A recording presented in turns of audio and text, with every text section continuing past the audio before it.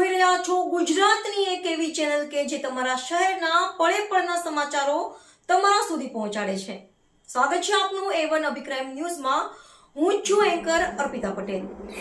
અંજાર પશુધનની માટે ચિંતા કરતા પૂર્વ મંત્રી વાસણભાઈ આહિરે મુખ્યમંત્રીને પત્ર લખી વન વિભાગનો ઘાસચારો ફાળવવાની કરી માંગ। વરસાદ ખેંચાતા કચ્છમાં ઘાસચારાની ચિંતા વધી, પશુપાલકોને સમયસર રાહત મળે તે માટે સરકાર સમક્ષ રજૂઆત।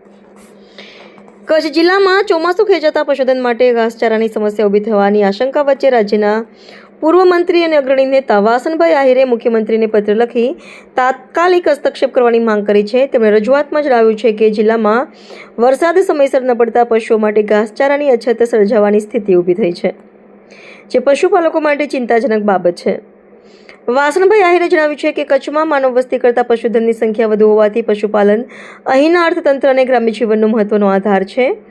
આવી પરિસ્થિતિમાં પશુઓને પૂરતો ઘાસચારો ઉપલબ્ધ રહે તે અત્યંત જરૂરી છે। તેમણે સરકારને વિનંતી કરી છે કે હાલમાં વન વિભાગ પાસે ઉપલબ્ધ સૂકા ઘાસચારાનો જથ્થો જરૂરિયાત મુજબ વહેલી તકે પશુપાલકો માટે ફાળવવામાં આવે, જેથી વરસાદ મોડો પડે તો પણ પશુધનને કોઈ મુશ્કેલીનો સામનો કરવો ન પડે।